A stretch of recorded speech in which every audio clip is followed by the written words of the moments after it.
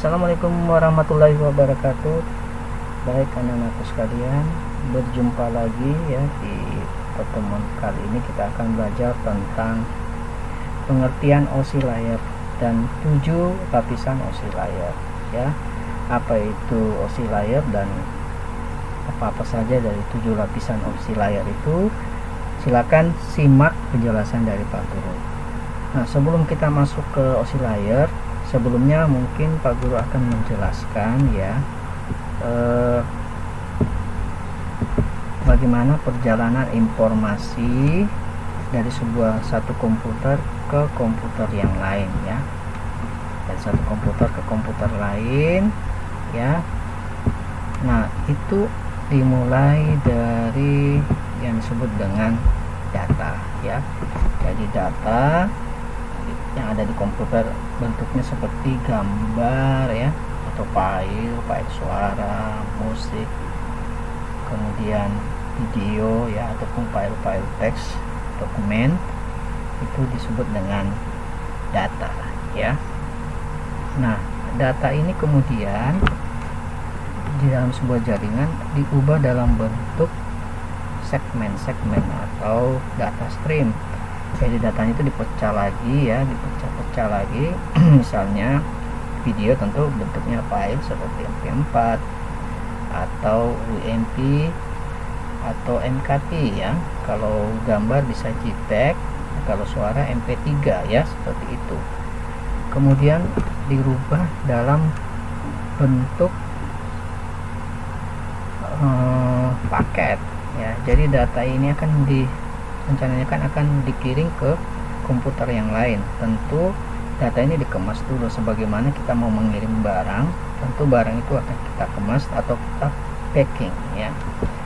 Nah, dalam proses packing ini kita harus memberikan informasi tentang data kita atau paket yang tadi yang sudah di packing tadi ya. Tentu informasinya adalah tujuan, alamat tujuan, dan dalam frame tersebut selain tujuan juga memberikan informasi tentang isi data atau isi paket tersebut ya. Kemudian data tersebut diubah dalam bentuk bit ya. Jadi setelah diberi informasi akan dikirim dalam bentuk bit ya. Jadi bit-bit inilah yang nanti akan melewati jaringan komputer ya. Jadi sudah dalam bentuk data dirubah jadi segmen, kemudian jadi paket, itu masih mungkin dalam satu perangkat, dalam satu laptop. Setelah menjadi frame, setelah menjadi bit, nah itu melewati jaringan komputer ya. Jadi yang sini ya, ini data ya. Data ini kemudian berubah menjadi segmen ya. Jadi segmen ini kemudian berubah menjadi paket. Nah, ini masih dalam satu bagian perangkat ya. Nanti diubah ke frame. Nah, ini masih satu perangkat juga ya. Nanti diubah dalam bentuk bit ya, bit yang ujung sana. Ini tangannya Pak Guru tidak sampai. Diubah jadi bit tersebut nanti di perangkat jaringan, misalnya media kabel ataupun media pembagi jaringan, switch, router, dan sebagainya ya. Oke, jadi dalam bit itu sudah ada datanya ya. Datanya sudah dalam bentuk paket ya. Jadi itu ya. Jadi bit ini merupakan kukusan yang besarnya ya, sebelum dikirim ke komputer lain. Nanti prosesnya juga seperti itu. Setelah sampai di komputer yang lain akan dimulai dari bit ya, dari bit, kemudian nanti diubah jadi frame ya, dibuka pelan-pelan. Setelah kita ibaratkan barang kiriman ya, setelah sampai akan dibuka frame-nya. Nah, frame-nya itu ternyata berisi informasi bahwa data ini mau ditujukan kemana, kemudian diubah menjadi paket. Dari paket diubah lagi menjadi segmen, dan terakhir nanti menjadi data. Nah, data inilah yang nanti akan menjadi output dari media kita, apakah dia dalam bentuk gambar, suara, dan teks atau dokumen ya. Lanjut. Nah, di 7 layar OSI itu apa-apa saja ya. Jadi 7 layar OSI itu apa-apa saja ya. Jadi yang mulai dari ini ya, application ya. Jadi dimulai dari aplikasi, merupakan layar paling atas. Kemudian ada presentation ya, layar ke-6. Kemudian ada layar ke-5 section. Kemudian ada layar 4 transport ya. Jadi setiap layar itu memiliki fungsi masing-masing. Kemudian ada layar 3 layar network.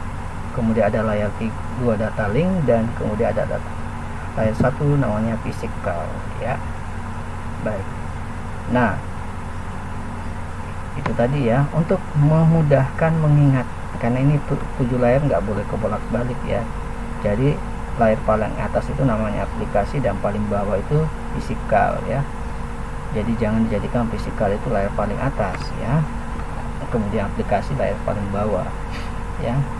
Untuk memudah mengingat, pakai konsep yang biasa orang-orang jaringan pakai untuk memudahkan mengingat. Namanya konsepnya dimulai dari huruf A, aplikasi. Aplikasi itu anak, presentasi itu Pak, X itu soleh, transport itu tidak, network itu nakal, D itu dan, P itu pintar. Jadi kalau dibaca, anak Pak Soleh tidak nakal dan pintar ya. Jadi mudah mengingatnya ya. Jadi anak Pak Soleh tidak nakal dan pintar. Jadi anak P app application, Pak Soleh presentation, apa Solehnya sessionnya, kemudian tidak nakal, tidak transport, nakal network, kemudian dan data link, kemudian pintar fisikal ya, supaya mudah mengingat urutan-urutannya seperti itu ya. Kemudian fungsi 7 layer ya. Nah, di sini fungsi 7 layer ya, aplikasi fungsinya adalah untuk memberikan layanan ke user ya. Kemudian layar ke-6 presentasi untuk menyajikan data ya. Kemudian section untuk mengolah sesi antar aplikasi ya. Jadi dia mengelola, ada waktunya ya, sesinya. Kalau sesi kan berbicara waktu, timingnya ya. Kemudian transport, segmentasi ya, segmentasi data dan penggabungan kembali. Jadi dia berada di antara lapisan bawahnya dengan lapisan atasnya. Itu fungsi transportnya itu menjadi segmentasi, menggabungkan. Jadi fungsi menggabungkan berarti ada data yang mau digabung. Nah, data yang digabung itu berasal dari lapisan network ya, jadi sistem pengalamatan. Jadi data ini, network ini berisi tentang jalur atau alamat.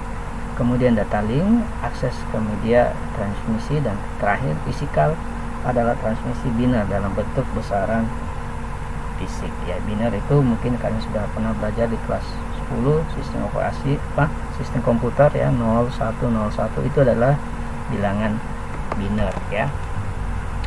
Untuk lebih jelasnya mungkin kalian bisa lagi belajar ya tentang fungsi setiap aplikasi, fungsi tiap layar OSI ini. Yang jelas susunannya tadi ya seperti ini, 7 layar OSI, dan setiap layar itu memiliki fungsi masing-masing ya. Oke. Nah, di layar OSI ya, itu ada masing-masing punya protokol dan perangkat ya. Jadi setiap layar ini memiliki protokol dan perangkat ya. Jadi seperti ini, mungkin kalau perlu jelaskan dulu ya, ini biar mungkin saya geser dulu. Nah, aplikasi itu protokolnya apa saja? Ada telnet, FTP, ATP, DNS. Mungkin ini berkaitan dengan jaringan yang ada di browser ya, atau jaringan tukar data ya. FTP kan tukar file ya. Telnet ini biasanya dipakai untuk meremote ya. Jadi kalau kalian biasa meremote desktop atau meremote, ini menggunakan protokolnya telnet ya. Jadi protokol itu apa? Jadi protokol itu saya ibaratkan seperti perangkat. Misalnya laptop kalian itu memiliki port USB ya. Tentu setiap produsen laptop harus mensamaratakan semua ukuran USB supaya ketika kalian memiliki flash disk bisa dicolok ke laptop yang satu dengan laptop yang lainnya. Jadi kalau misalnya produsen laptop memiliki ukuran USB yang berbeda-beda, port USB-nya beda-beda, besar ukurannya beda-beda, tentu akan kesulitan bagi orang untuk mencolok atau memasukkan perangkat eksternalnya ya ke perangkat laptop tersebut. Jadi supaya memudahkan dibuatlah aturan bersama ya, namanya protokol, sehingga orang mudah menggunakan perangkat tersebut walaupun menggunakan media luar atau memiliki perangkat lain atau perangkat yang tidak terikat dengan perangkat tersebut ya. Jadi itu fungsinya protokol. Jadi ketika orang mengembangkan sebuah jaringan tidak menemukan kesulitan karena sudah perangkat yang dia kembangkan sudah memiliki protokol. Jadi dia tinggal mengikuti aturan-aturan ataupun aturan yang ada yang dia miliki itu sudah dipakai di perangkat yang dia gunakan ya. Jadi nah ini transport ada TCP, UDP, kemudian network ya, lebih dikenal dengan IP. Oh ya, di sebelahnya ada perangkatnya ya. Jadi kalau di aplikasi tadi host firewall, kemudian transport perangkatnya adalah host firewall. Kalau network perangkatnya ada router, multiplier atau switch layer 7, layer 3 ya. Tidak semuanya switch itu masuk network karena ada switch biasa.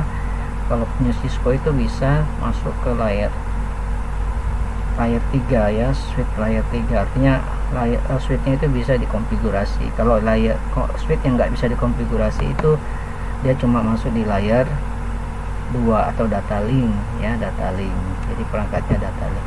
Kemudian di physical itu ada RJ45, Ethernet, fiber optic, hub dan repeater. Oke ya, jadi itu mungkin penjelasan dari Pak Guru.